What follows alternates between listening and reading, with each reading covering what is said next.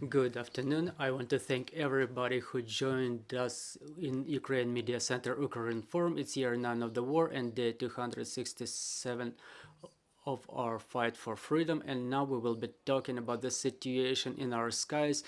Joining us online is Iurii Ihnat, the spokesperson of the Air Force Command of the Armed Forces of Ukraine. Good afternoon, Mr. Iurii. Good afternoon. Good afternoon, Mr. Iurii. Today our country suffered another strike by the occupiers. What's the situation as of now? What regions of our country suffered damage by the rockets? What's the most recent information? Can you see me? Because I'm not seeing you. Yeah, can you hear us? Yes, I can hear you, and that's good. So the enemy keeps inflicting strikes on our territory with different types of weapons. We have about 10 strikes today by the S-300 air defense rockets used in the cities along the front lines. Unfortunately, there are casualties among civil population. There was air raid alert all across the country. We know that strategic aviation bombers were used. Tupolev 95 specifically, they set on the battle course from Caspian Sea and the region of Volgodonsk, of Rostov region in Russia. So a number of aircraft were engaged in the strikes of Ukraine. Traditionally, rockets X-101 and X-555, 18 cruise missiles were shot in our direction. This time, unfortunately, air defense systems didn't work very efficiently. The enemy used some ruse, and now we have strikes. The enemy was aiming at gas mining stations, gas transportation systems, and defense industry enterprises in Dnipro region. Their rockets were also targeted at Kyiv region, central regions. Four missiles were destroyed by Air Force Command in the area of responsibility of Central Air Command. And in the same area, 6 loitering drones Shaheds were destroyed as well, which were shot at us from Belarus. Air defense involved both land forces and air force to shut down both Shaheds and the missiles. There was a use of Caliber cruise missile from the equator of the Black Sea and guided air rockets from the fighter jets from the equator of the Black Sea as well.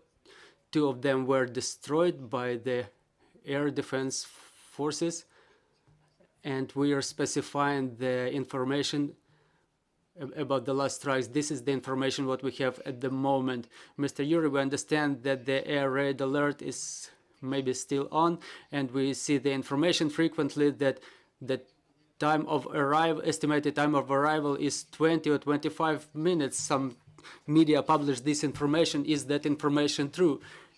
Does it coincide with the actual time of arrival of the rockets? Is it the time which is enough for the people to go to the shelter? Well, you see, air raid alert is announced beforehand when we have information of the strategic aviation or far aviation getting in the air or setting on the battle course, so to say, or about the ship which are going to launch rockets, or we have information about the launch of ballistic missiles acquired by our intelligence.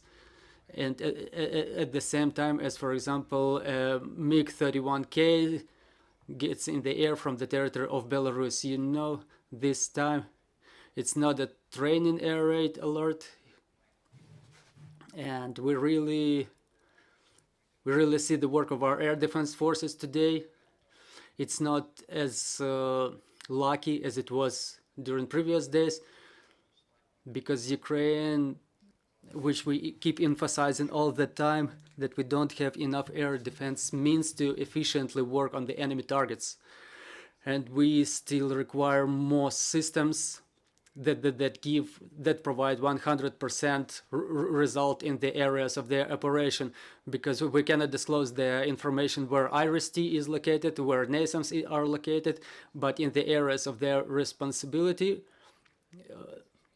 whether it is a cruise missile or loitering drone, those air defense systems work 100% on that. That's why we keep emphasizing this to our Western partners, to provide us with more air defense systems, preferably such as Iurii, NASAMS, like the modern types of equipment, and we're lacking them to counter the threats that Russian are posing to us. What is the military aid that we're expecting from our Western partners now? Do we know about something coming shortly? Well, you see the latest events, something that happened on the 15th of November and what's going on in the political arena in the world today, the summit of G20 in Indonesia, or like they say G19 now without Russia. Obviously, these issues were discussed there in Ramstein. The issues of military aid to Ukraine were discussed. We recently received 2 batteries, which consist of a number of systems of Iurii and NASAMS launch systems, and we also received American Avengers, the mobile air defense system based on the Humvee truck. And we received ASPID from different countries. We received HOG, which is currently being tested, and our specialists are being trained to work on them, and it will be put to the ranks of the Ukrainian Air Defense Forces. So this is the list of what we're currently having in Ukraine and what is working efficiently. Also, we're expecting to receive Jeopards, the self-propelled air defense systems, which are proved efficient against Shaheds. So this is the complex of weapons that we just physically need more of, and which could substantially reinforce at least some areas to efficiently shut down everything flying our way. We have questions in the studio, please. Thank you very much, sir. Lorenzo Cremonesi from Italian Press, Corriere della Sera. Sir, I have 2 questions, but I ask separately. So we'll ask, first of all, the first one. I know it's a bit too general, too much of a general quality of the general fashion, but I hope you will be able to answer. General Milley, the American general of the chief of staff there, said clearly and repeated in the last days that Ukraine is not able to reconquer all the territory lost. He said that that's why Ukraine should start to find a compromise. I'm asking you from a strictly military point of view. Do you think it's correct? What is your answer to this very clear assertion? Ukraine is not militarily able today to reconquer the ground, the area, the regions in full that was conquered by the Russians. Разом з тим не будемо забувати про те, що At the same time, let's not forget that Mark Milley keeps saying that Russia already lost this war strategically and tactically. Please, Mr. Iurii.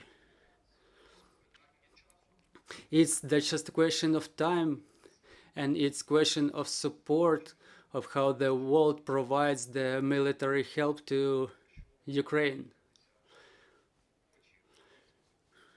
If you see in the eye of a Ukrainian warrior, Ukrainian people, that we would not be able to reconquer all the land captured by the Russians, just in the way like General Zaluzhny and President of Ukraine said, and Minister of Defense Alexei Reznikov, We understand that by all means Ukraine will try to reconquer the land captured by the occupants, whether by military or diplomatic means, and it's the question of time again and the question of support by the world.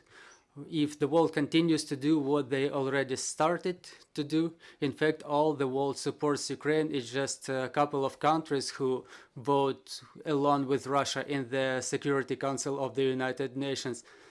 The victory of Ukraine is inevitable. It's just the question of time when it happens. We didn't come to anybody. We didn't kill anybody. What Russia has done as of now,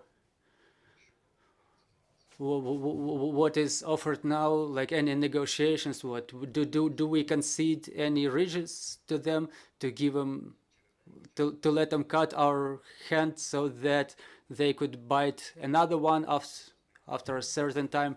Definitely Ukraine will try to stand its ground, even not excluding the negotiations process, if there will be any content to these negotiations, if there are reasons for negotiations. But now that Russia already wrote in their constitution that Kherson region, Luhansk region, Donetsk region is already the regions of Russia, so later that they can add more Ukrainian land to their constitution, should we go to negotiations with them?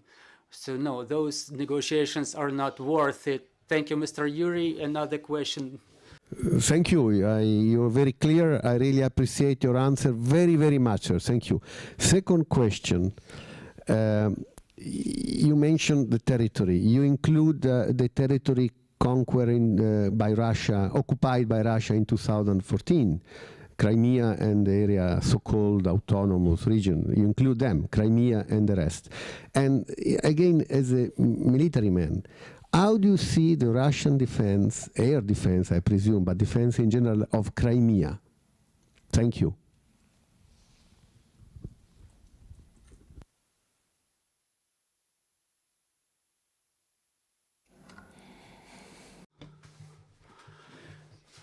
We already know that Russia already has a vast line of air defense forces with a short, medium, and long-range air defense, so they are quite advanced in this issue. What Ukraine has now, Buk 1M and S-300, the Soviet-era complexes deployed in Ukraine.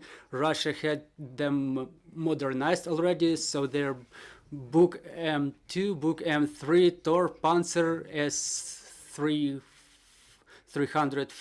S-40, they are deployed in Crimea. There is a large concentration of them in Crimea, but the territory of Russia is so big and the front line is so long, it's too long to cover their airspace in full. They have more weapons, more equipment to do it, but we see that they started transporting missiles from Belarus to Donbass and to have them closer to Ukraine, because they do, on a daily basis they use them as the ballistic missiles. So this is maybe why they established these logistics chains. Yes, they have enough air defense means and equipment. They work quite efficiently. We don't have to make any illusions in this regard, but our defense forces have very good weapons provided to us by our Western partners. This is cannon artillery, the howitzers, M777, HIMARS, long-range HIMARS that we have in our ranks now. Russian air defense forces can be destroyed by them and by anti-radar missiles that we have in our ranks, like HARM, American rockets HARM, which quite efficiently destroy Russian air defense equipment, which are specifically developed for destroying air defense equipment. Russian air defense weapons also suffers losses. They don't their real amount of destruction doesn't coincide with what's provided in Russian briefings, because they tell in their reports that they destroy HIMARS on a large scale, but that's not true. No Russian air defense shuts down missile rockets as they really report. So let's make no illusions about this.